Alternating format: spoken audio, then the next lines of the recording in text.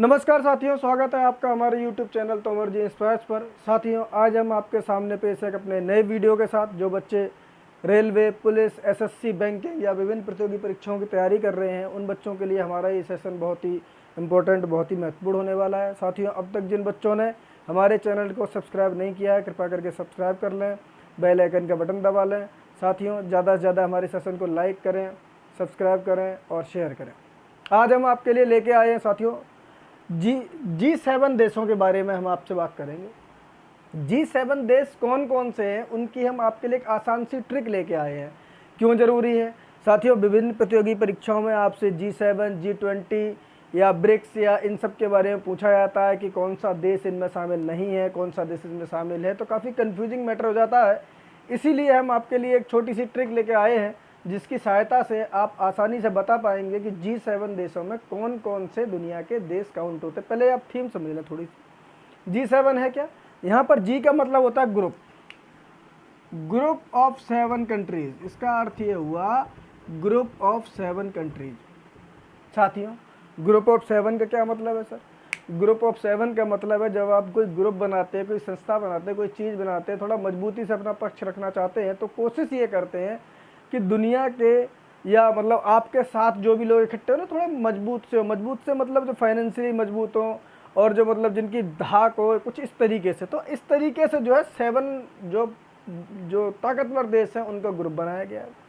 अब इसमें आप कहेंगे सर कि 7 जो देश आपने लिखे हैं इनमें हमें भारत का नाम नहीं दिख रहा है, चीन का नाम नहीं दिख रहा है। इसमें थोड़ा आपको ये भी ध्यान रखना पड़ेगा।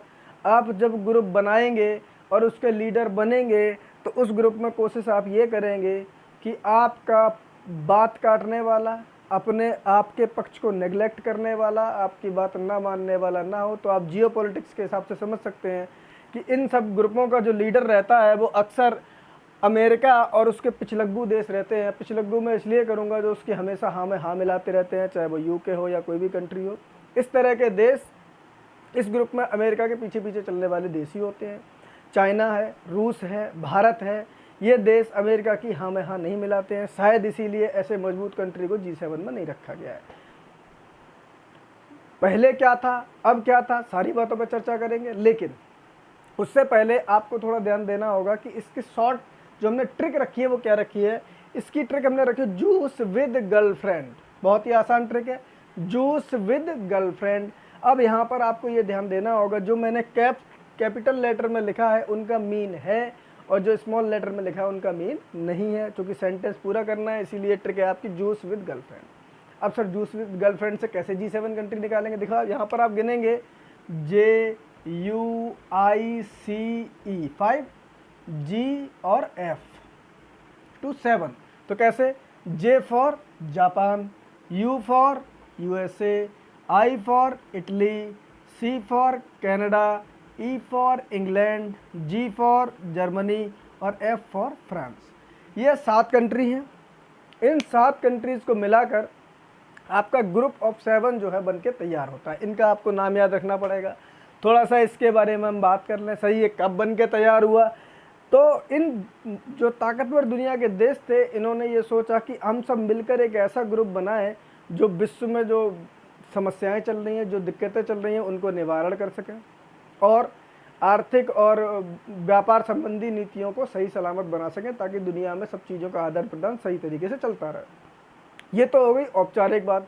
अनौपचारिक बात यह है कि हम 7 देश मिलकर दुनिया पर कैसे अपना दबदबा बनाएं, ये अनौपचारिक बात है। इसको कोई कहता नहीं है, लेकिन अंदरूनी अर्थ इसका यही होता है।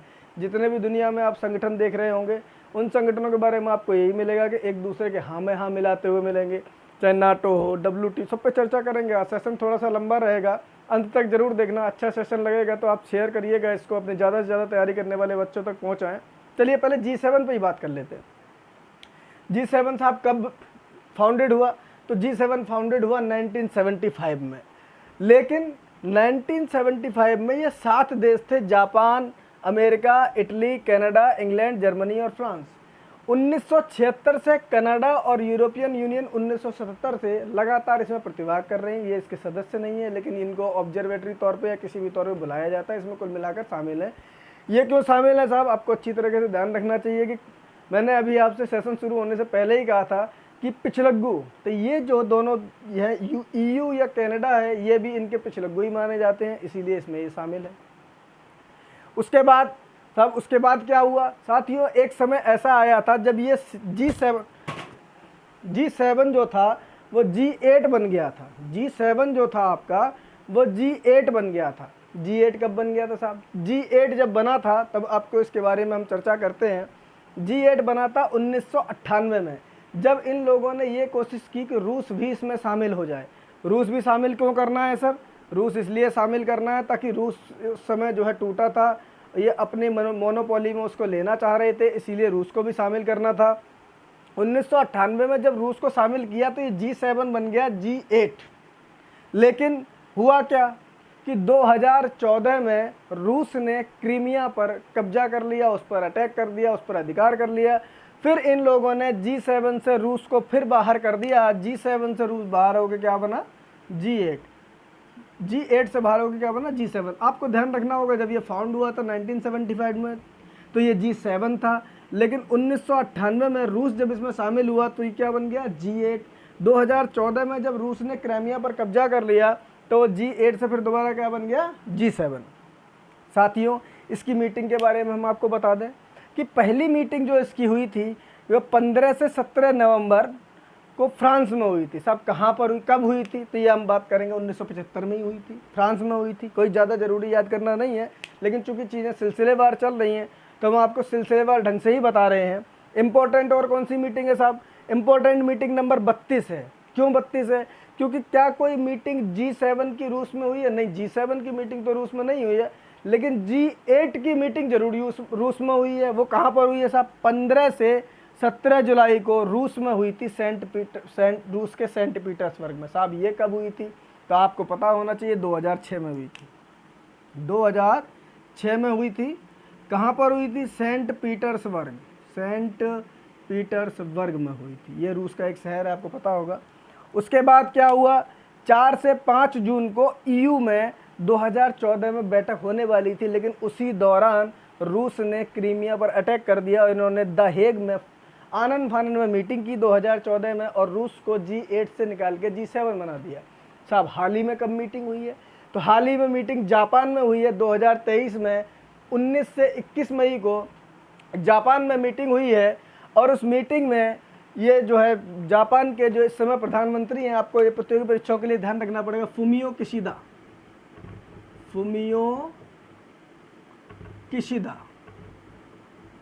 इस समय जो है जापान के PM हैं। उन्होंने इस मीटिंग में अपने यहाँ जो है इसकी क्या कहते हैं अध्यक्षता की थी या अपने यहाँ इसको आयोजित कराया था। अब इसके बाद कब होगी साहब? तो अब 50वीं मीटिंग, इंपॉर्टेंट याद रखना, 49वीं मीटिंग 2023 में हुई है और 2024 में होगी 50वीं मीटिंग, जो जून के महीने में होगी और इटली में होगी।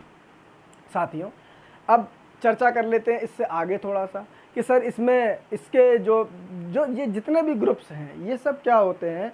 जियोपॉलिटिक्स पर आधारित ही लगभग ये ग्रुप होते हैं। ये भी थोड़ा आपको ध्यान रखना पड़ेगा कि सर जियोपॉलिटिक्स पे कैसे। देखिए, आपको ध्यान रखना होगा, जब कुछ समय पहले हम चलेंगे, जब अंग्रेजों का भारत पर शासन था तो आपको याद होगा 2 देश बड़े ताकतवर देश माने जाते थे, इंग्लैंड और फ्रांस। ये आपस में काफ़ी झगड़ते भी थे, लेकिन हुआ क्या? देखिए, ये बिल्कुल वैसे ही कहानी है जैसे कोई गली में या मोहल्ले में या शहर में कोई एक दादा होता है तो उसके खिलाफ एक और दादा खड़ा हो जाता है। ये फिल्मी स्टोरी की तरह ही आप इसको समझ लीजिए। देश दुनिया में भी ऐसा ही है। होता क्या है कि इनके सामने एक देश और आगे खड़ा होता है जिसका नाम होता है जर्मनी। उसको लगता है कि पूरी दुनिया पर इन्होंने कब्जा कर लिया, मेरा रह गया, मैं कहाँ कब्जा करूँ, पूरी दुनिया लेके ये बैठे। इसने इनसे लड़ा फर्स्ट वर्ल्ड वॉर 1 लड़ लिया इसने। लड़ने में क्या हुआ साहब? लड़ने में जर्मनी, आपको ध्यान होगा, जर्मनी उस युद्ध को हार गया। कुछ ही समय बाद फिर दोबारा एक विश्व युद्ध हुआ। क्यों? क्योंकि ये दोनों तो जब जर्मनी को हराया तो उन्होंने बड़ी अपमानजनक शर्तें उसके ऊपर लाद दी। कहने का मतलब, इनका मतलब ये था कि जो युद्ध हुआ उसका पूरा हर्जाना हम जर्मनी से वसूलेंगे। वहाँ पर आता कौन है? वहाँ पर उदय होता है हिटलर का। आपको याद होगा, जर्मनी में आ जाता है हिटलर और एक नया देश बहुत बड़ी ताकत बन के उभरता है, उसका नाम होता है जापान। फिर ये एक संघ बना लेते हैं मिलके करके। और ये दोनों मिलके फिर इनसे लड़ते हैं, वर्ल्ड वॉर सेकेंड हो जाता है। अब मैं आपको सारे संगठनों के बारे में बता रहा हूँ, संगठन क्यों बनते हैं, कैसे क्या इनकी ज़रूरत पड़ती है। संगठन ही तो है, इंग्लैंड और फ्रांस, जर्मनी और जापान आपस में मिलके लड़ रहे हैं, कुछ इनके साथी देश थे, कुछ इनके साथी देश थे। फिर आपको ध्यान होगा सेकेंड वर्ल्ड वॉर जब ख़त्म हुआ तो ये सारे देश बुरी तरीके से चरमरा गए और दुनिया में दो नई ताकत निकल कर सामने आई, जिनमें से एक का नाम था यूएसए और दूसरे का नाम था यूएसएसआर, जिसको हम सोवियत रूस भी कहते हैं, सोवियत संघ या सोवियत रूस। फिर क्या होता है साहब, 1945 में जब वर्ल्ड वॉर ख़त्म होता है, सेकेंड वर्ल्ड वॉर, तो 1945 से लेके 1991 तक आपको ध्यान होगा कोल्ड वॉर के नाम से इसको जाना जाता है। तो ये कोल्ड वॉर क्या था, ये भी एक तरीके से संगठन ही तो था। कुछ देश जो कम्युनिस्ट विचारधारा के थे वो सोवियत संघ के साथ थे, और जो कैपिटलिस्ट विचारधारा के थे वो यूएसए के साथ थे।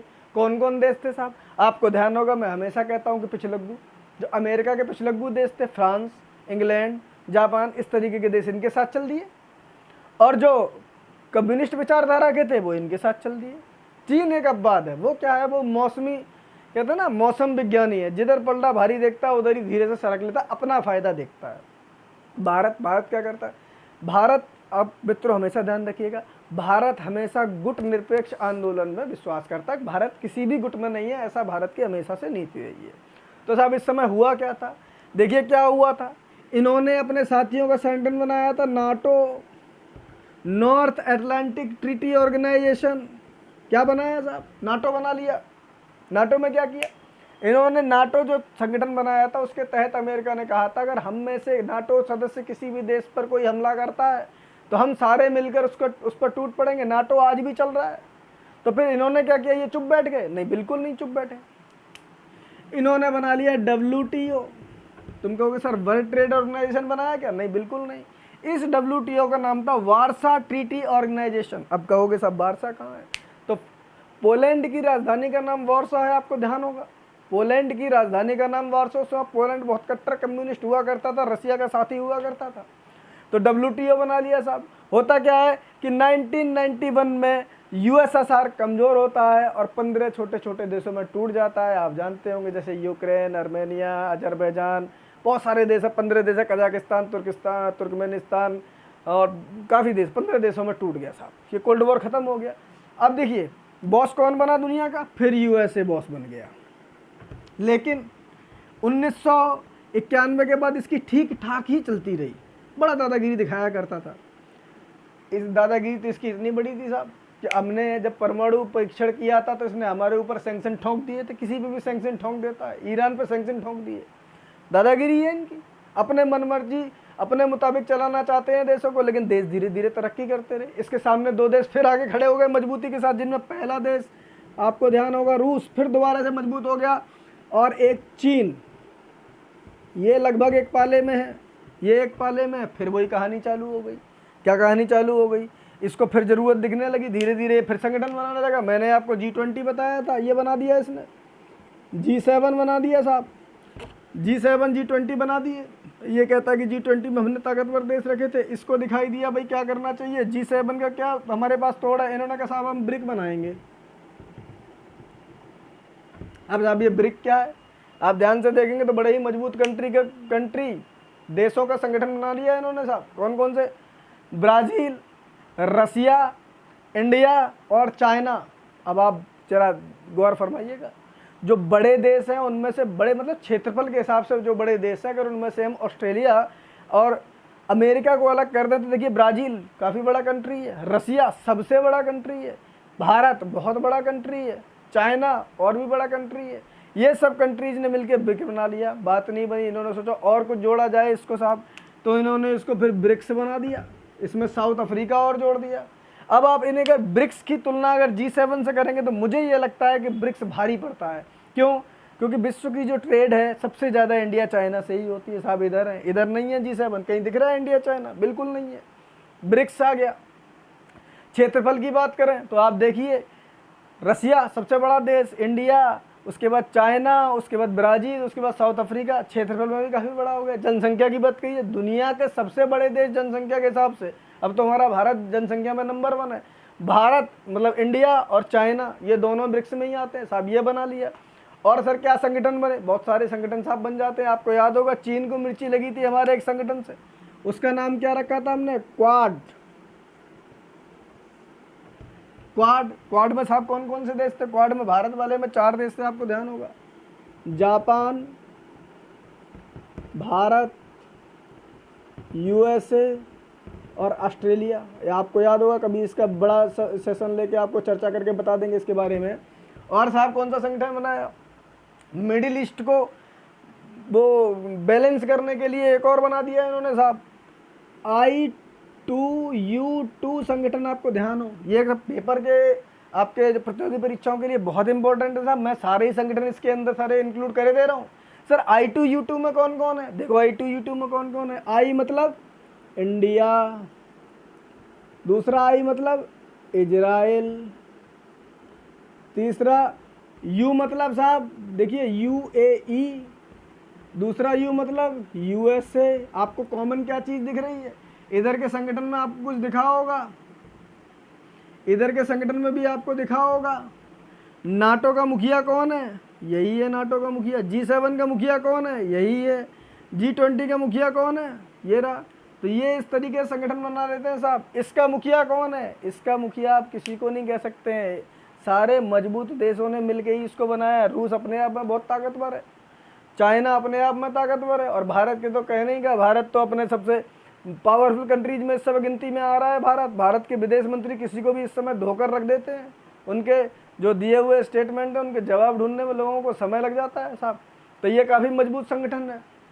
और साहब उसके बाद क्या है, देखिए दुनिया जो है आजकल क्या है, जियो पॉलिटिक्स बहुत बदली बिखरी सी लग रही है। क्यों लग रही है साहब, आपने देखा होगा सबसे पहली समस्या कब आई, जब दुनिया में बिखरावट हमें दिखाई दी साहब, कि जब रूस ने यूक्रेन पर हमला किया।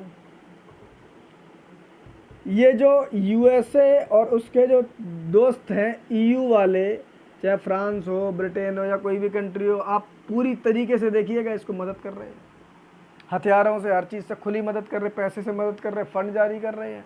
दूसरी तरफ रूस की मदद कौन कर रहा है, अंदर खाने आप देख रहे होंगे, चाइना, नॉर्थ कोरिया, ईरान तो अपने ड्रोन काफ़ी सप्लाई कर रहा है रूस में साहब।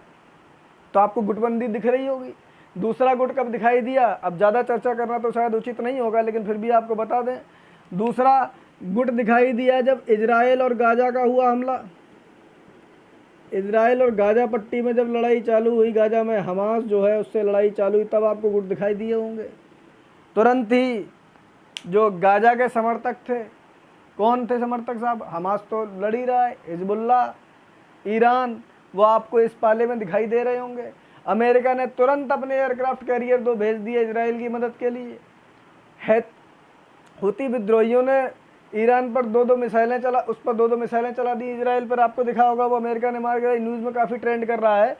तो इस तरह के संगठन बन रहे हैं, ये जियो पॉलिटिक्स का बदलाव है साहब। बदलाव कैसा बदलाव साहब, देखिए जब तक 2 ध्रुवीय राजनीति जब भी होती है तब विश्व में समस्याएं ही उत्पन्न होकर आती हों, चाहे वो एरा फ्रांस और इंग्लैंड की रही हो, चाहे वो एरा सोवियत संघ और अमेरिका की रही हो, और चाहे इस समय एरा फिर से अमेरिका वर्सेस रूस की रही हो। समस्याएं उत्पन्न होती हैं, चाहे वो क्यूबा क्राइसिस हो, चाहे कोई भी समस्याएं हो, हमेशा समस्याएं पैदा होती हैं। लेकिन दुनिया के इन देशों को ये ध्यान रखना चाहिए कि ऐसे क्राइसिस में नुकसान जो होता है वो आम पब्लिक का होता है। इस पर बैठ के टेबल टॉक्स होना चाहिए। भारत हमेशा इसका पक्षधर रहा है। जब यूक्रेन और रूस का युद्ध हुआ तो भारत ने हमेशा बोला है कि साहब इन चीज़ों का डिसीजन जो है युद्ध भारत हमेशा कहता है कि युद्ध कभी भी किसी भी समस्या का समाधान नहीं हो सकता। टेबल टॉक होना चाहिए, पीस डायलॉग्स होने चाहिए, उसका भारत पक्षधर रहा है। इजराइल और गाजा वाले, हमास वाले हमले में भारत का यही कहना है कि लड़ाई नहीं होनी चाहिए, युद्ध नहीं होने चाहिए, बैठकर टेबल टॉक्स करने चाहिए, UN के हिसाब से उसका निर्णय निकालना चाहिए, और ये ठीक भी है। साथियों एंड में मैं आपको फिर याद दिला दूं कि G20 की ट्रिक्स मैंने आपको सिखाई थी, आज हम आपके लिए G7 की ट्रिक्स लेके आए हैं। फिर अगले सेशन में हम आपके लिए कोई नई ट्रिक्स लेके आएंगे। तब तक के लिए बहुत बहुत धन्यवाद साथियों, गुड नाइट।